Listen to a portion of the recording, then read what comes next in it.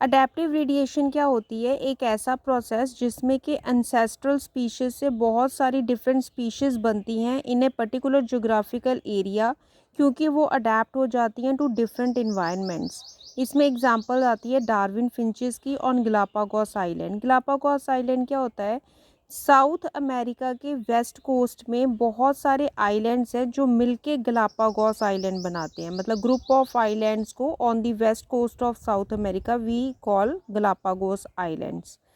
तो उस पे क्या था गलापागोस आइलैंड पे, अगर मान लो कि ये उन आइलैंड में से एक आइलैंड है और इस पे क्या है, सीड ईटिंग फिंचेस हैं जो कि एंसेस्ट्रल हैं, एंसेस्ट्रल सीड ईटिंग फिंचेस। इन सीड ईटिंग फिंचेस में क्या है, वेरिएशन है इनकी बीक स्ट्रक्चर में। जैसे ह्यूमंस के केस में वेरिएशन होती है उनकी हाइट में, उनके कलर में। कोई ह्यूमन 6 फीट का होता है, कोई 5 फुट का होता है, कोई 5.5 फुट का होता है। सो वेरिएशन होती है उनकी हाइट में। उसी तरीके से इनकी बीक के स्ट्रक्चर में भी वेरिएशन थी। अब हुआ क्या कि ये जो आइलैंड था इसके एक एरिया पे कैक्टस ग्रो कर रहे थे, तो कुछ फिंचेस जो थे वहाँ पे चली गई। अब मान लो कि 100 फिंचेस थी, 100 फिंचेस वहाँ पे चली गई, लेकिन 5 फिंचेस ऐसी थी जिनकी बीक की स्ट्रक्चर उनको अलाउ कर रही थी कि वो कैक्टस को खा सके। तो जो फिंचेस कैक्टस को खा पा रही थी वो वहीं पे रह गई, और बाकी की जो 95 फिंचेस थी वो वापस आ गई, क्योंकि वो तो खा ही नहीं पा रही थी तो वो वहाँ पे रह के क्या करती।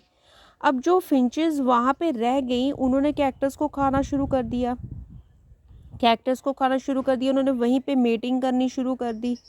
तो धीरे धीरे वो क्या हुई, वो आइसोलेट हो गई सीड ईटिंग फिंचेस से, और वहाँ पे उन्होंने रह के अपनी एक नई स्पीशीज़ बना ली, क्योंकि उनके जेनेटिक मेकअप में चेंज आ गया उन। और वो जो पॉपुलेशन बनी उस पॉपुलेशन में क्या था कि जो उनका बीक का स्ट्रक्चर था वो ज़्यादा प्रोनाउंस हो गया, वो ज़्यादा प्रोनाउंस हो गया उस पॉपुलेशन में। तो वो सारी कैक्टस ईटिंग फिंचेस बन गई।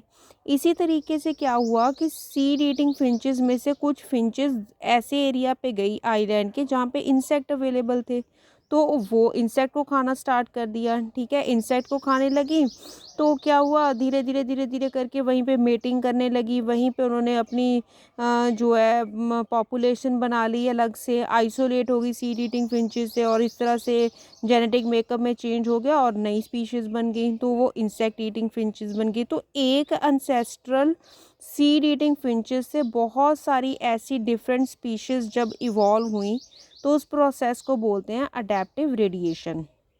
दूसरी एग्जांपल है marsupials and placental mammals. Marsupials ने भी अंडरगो किया अडेप्टिव रेडिएशन को ऑस्ट्रेलियन कॉन्टिनेंट पे, प्लेसेंटल मैमल्स ने भी अंडरगो किया अडेप्टिव रेडिएशन को दूसरे कॉन्टिनेंट्स पे। ऑल्दो इनकी जो अडेप्टिव रेडिएशन है वो सेपरेटली हो रही है, लेकिन इनके कुछ स्पीशीज़ जो थी वो सिमिलर इन्वायरमेंट को शेयर कर रही थी, जिनकी वजह से उनमें सिमिलर फीचर्स डेवलप हो गए, और उसको बोलते हैं कन्वर्जेंट एवोल्यूशन।